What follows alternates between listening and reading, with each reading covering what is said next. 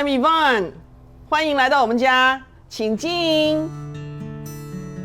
今天Yvonne要来和我们聊一聊她的事业、婚姻、家庭，在怎样的契机下有了180度的转变，我们一起来看看吧。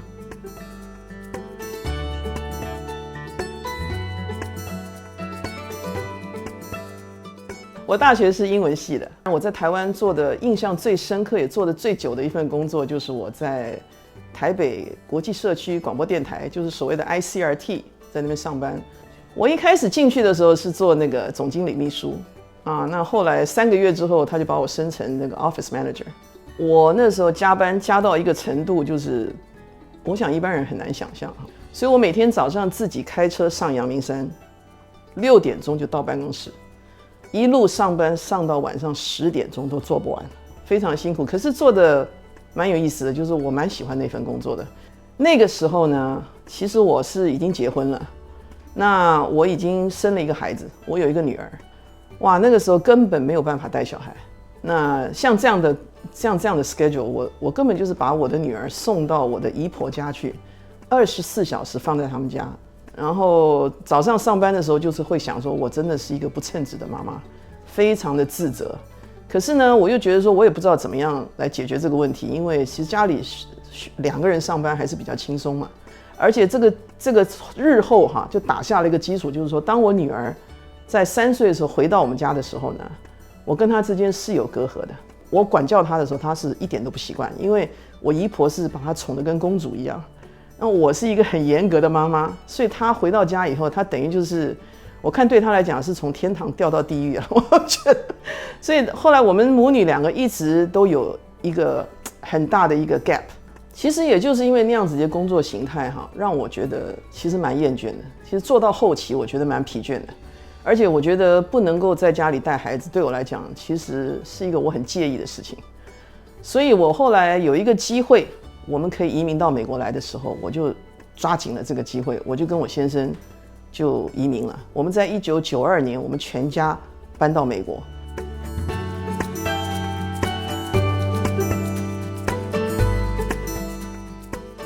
那移民过来了以后呢，我找到了一份工作在那个移民律师楼当法律助理。那我觉得那段时间我很宝贵，我每天晚上我可以回家带我的孩子，然后上班时间都很固定。对我来讲很珍贵。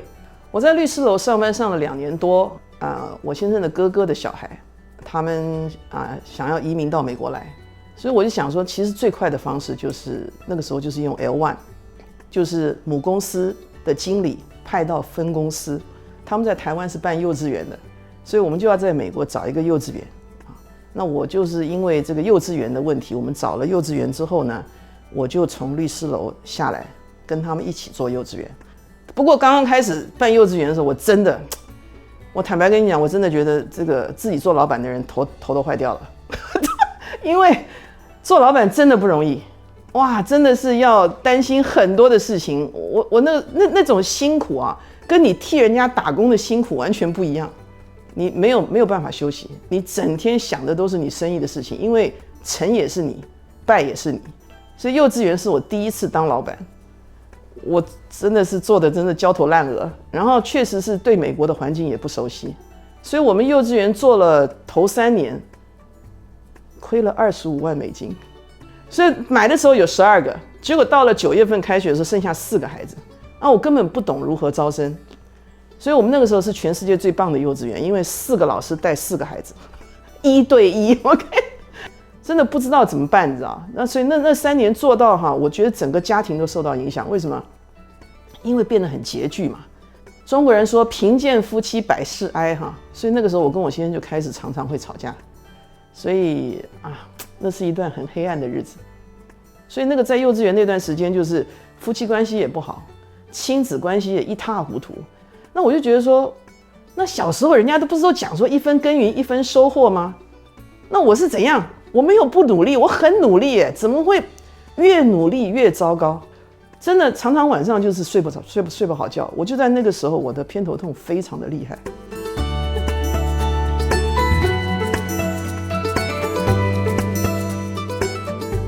我那时候我们办幼稚园的时候，我女儿已经慢慢的上小学去了。那我儿子在我幼稚园，他每次一开学不到2个礼拜，我就被老师召见，老师就会下条子叫我去学校见老师。然后那个老师就开始跟我讲我女儿在学校多么的不乖，多么的不听话，多么的爱讲话。我每次被老师叫到小学去，我都觉得极其没有面子。OK， 觉得简直是我自己是办教育的，把一个孩子教成这样子。可是这个就恶性循环，因为我这样一被老师讲了以后，回家我就骂我女儿，我就跟我女儿关系非常的紧张，然后几乎我回到家就是几乎都是在骂女儿。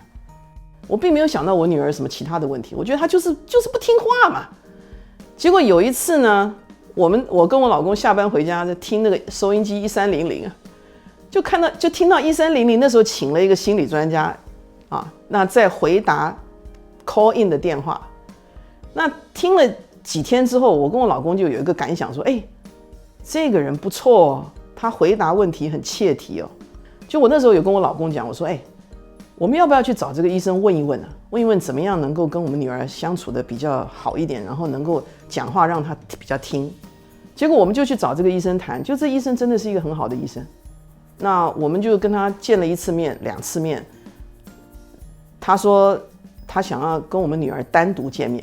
啊，然后跟我们女儿再多聊一聊。所以我们那个时候就1个月4次啊。他跟我们讲说，3次你女儿自己进来，我跟她讲话，1次全家一起。他说差不多我跟你女儿已经在这样子4个月了。他说我也可以给你下一些结论。他就把我跟我先生叫去，他说你的女儿应该是有轻微的 ADHD 啊，就是有注意力不集中的问题。那但是这个问题呢，其实呢，如果你跟你先生能够多花一点 one-on-one 的时间跟他在一起的话，这个情况是会得到改善的。可是你们2个太忙了，你们2个根本没有办法匀出这个时间来，因为那时候幼稚园很忙嘛。他说，所以我建议你们，我给你开一个精神科医生的名单，你们就去看这个医生，让他开药给你女儿吃。我听了，我当场就昏倒了。我心想，调皮捣蛋还要吃药？我说天底下有这种事吗？后来我们就去见了这个精神科医生。那精神科医生就跟我们讲说，这是因为大脑有些地方没有发展好，所以他说我们女儿就是注意力不集中。他说他在跟你讲话的时候，他没有办法 screen 掉外面的噪音，所以他没有办法只 focus 在跟他讲话的人身上。那我就想说，我就问那个精神科医生，我说那怎么办？他说那其实就是开药啊，吃药看看会不会有帮助。他说但是请你注意，他吃药了以后呢，你一定要告诉他的老师他在吃药，让他的老师帮你关注他在学校吃药以后的情况。我告诉他老师，他今天开始吃药了。我说你帮我注意一下。第2天我去接他的时候，那个老师急急忙忙的从他的教桌那边站起来，迎向我，就走到教室里面跟我讲说，用英文跟我讲说 unbelievable， 他说不可思议，他说我没有办法想象，他说我教书教了28、9年了，没有看过这种事。我说什么了嘛？他说你女儿今天做完4张功课，他说我们总共1天出5张功课，你女儿原来1张都做不完，她今天做完4张功课。OK， 他那时候3年级下半学期，那就吃到4年级。精神科医生说已经吃了6个月了。他跟我讲说，你还有听到学校老师跟你抱怨吗？我说没有了。他说好，那我们停下来好了。所以我就感觉到说，这整个事件让我感觉到说，其实我是要多花点心思在我女儿身上，让我女儿能够感受到说，其实她的这个问题是可以解决的。因为她以前常常跟我讲，她在班上被大家排斥，因为她常常被老师骂，她被 label 成坏学生，所以没有小孩要跟她玩。也许这段经验对她来说是一个好的经验，因为让她能够翻转，能够翻转。所以我那段时间，我觉得是我跟我女儿很重要的一个阶段。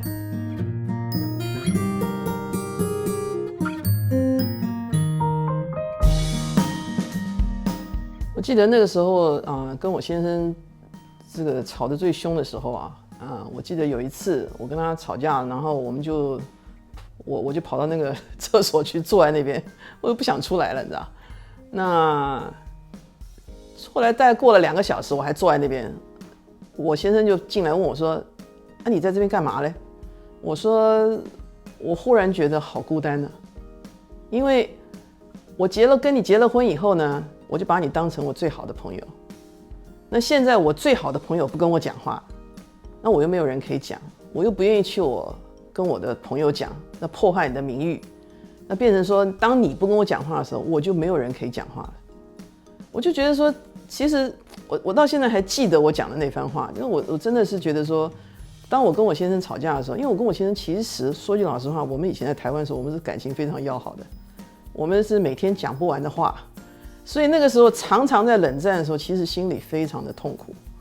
所以呢，在这样的，我就记得那6个礼拜之后呢，其实真的是已经跌到谷底了。我觉得神就在那个时候，他决定要出手了。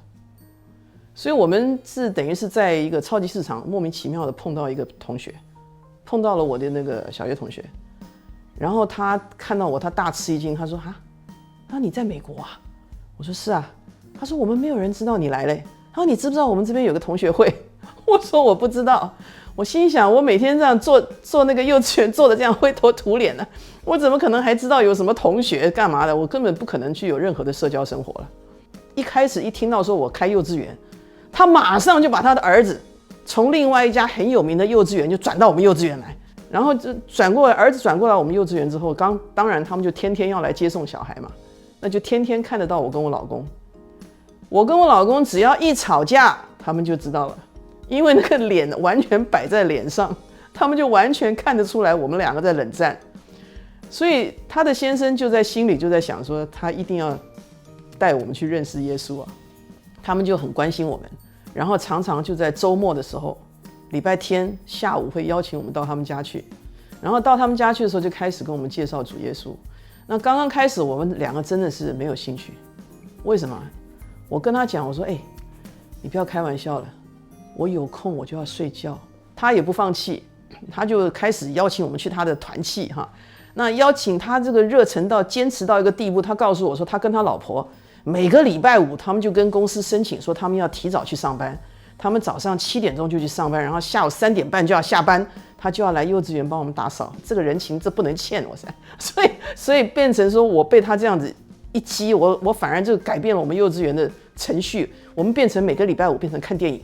每个礼拜5下午，我就把小孩子都聚在一块看电影，然后呢，我跟我老公就赶快打扫，就怕他们来了，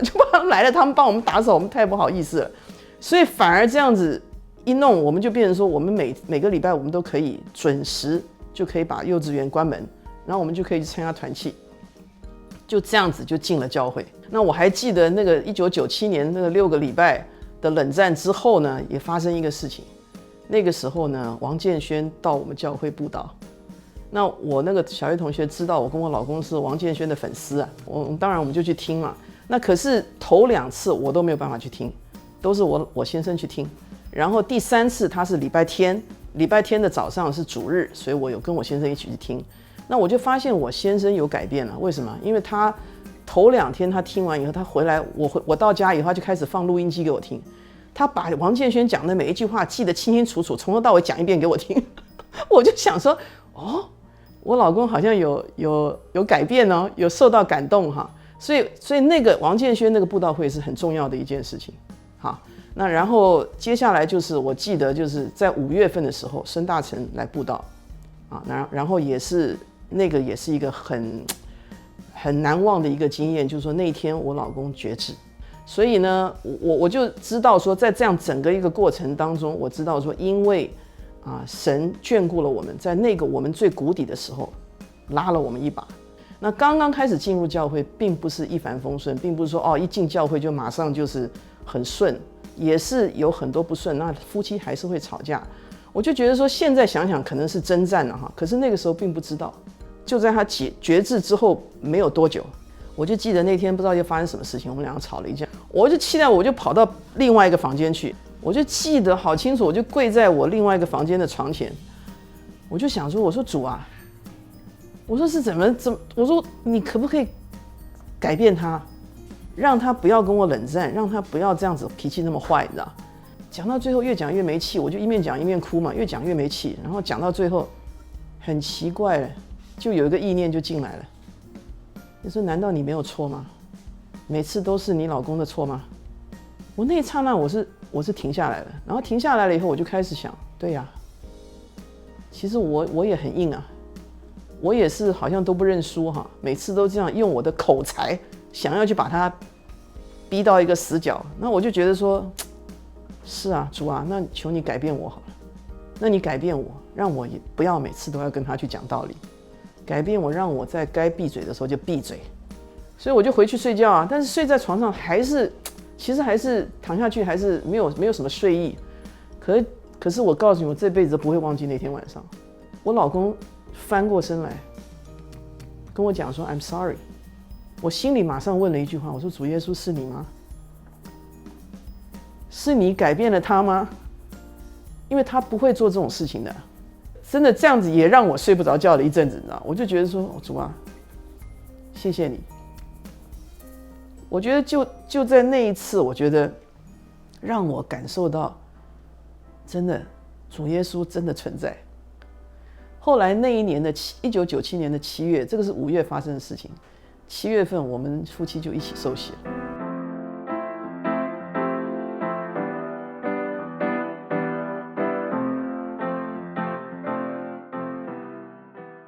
我们这几年哈，我们夫妻都是一起都有写灵修笔记的习惯。那我就觉得我们的夫妻关系就是倒吃甘蔗，越来越好。我记得很清楚，97年那一年，我7月份受洗，9月份的时候，我们开学的时候，那个学年度开学的时候，本来还是只有好像20几个孩子，结果到了我们大家他们团契的弟兄姐妹帮我们一起祷告，到了9月底的时候，你知道，忽然一下头一年冲到满额。我觉得这一切都是神的恩典。所以让我后来能够在教会服事越来越重，也是因为幼稚园一直都是满额的，一直都没有再让我担心过。我女儿那个时候就是到了教会之后呢，她就是跟教会里面的大姐姐们在一起哈。那个时候有一些大姐姐特别带着她，那我就觉得说，她本来在学校就是一直是个问题孩子，可是到了教会之后，被那些大哥哥大姐姐带了之后，我觉得说，很在意自己是不是能够是一个上进的孩子，很在意自己是不是一个品学兼优的孩子。他很想要跟那些大哥哥大姐姐看齐，所以他在教会里面等于改变了他的生命。他在14岁那一年，他在教会受洗，然后他就是到今天，他几年前他去参加台湾短宣的时候，他就 commit herself， 他就在台湾长宣了4年。哎呀，我真的是觉得神啊，真的是神的恩典真的是数不完呢。所以那一年对我来讲是恩典满满的一年，这样子。所以这是我现在在职场里面，我觉得神赋予我一个很大的负担，让我能够在这个职场里面，让在这样的一个公司里面，能够为他做一个好的见证，这样子。所以我是希望说，我们公司能够让更多的人在我们公司能够蒙福，能够得到这个上好的福分。越过60岁大关以后，今天的我就觉得说，神让我感受到说，我很 enjoy 这个年纪。有很多人说老了很遗憾，但是我觉得我还蛮 enjoy 慢慢的老去的这种年华，因为我觉得这个老让我觉得我的灵命能够更成熟，我跟主的关系越来越密切，让我能够对弟兄姐妹有一些帮助，让我能够看见这些弟兄姐妹走过的路，也就是我以前走过的挣扎，我就可以用我以前走过的挣扎来帮助他们。我以前常常跟人家讲说，一个年纪要有一个年纪的样子，我也跟神求说，神啊，求你让我这个年纪就有这个年纪该有的样子也不要把自己看得过于年轻，也不要把自己看得过于老，让我能够继续为主奔跑，继续的为你来照顾身边的弟兄姐妹跟那些不信主的人。我也真的是对传福音越来越有负担。我也认为说，既然神把这些不信主人带到我的身边，必定有他的美意，我不能浪费掉这个机会，我就要跟他们传讲主耶稣的美好跟他的美善。真的，他从来没喝过。我把2份东西都放进去了，你看看你们把我害的，你看看。刚刚没有跟你这样讲。本来要打2份的。好了，那你就用这一份先打太满了，不要再放了，不能再放了。对。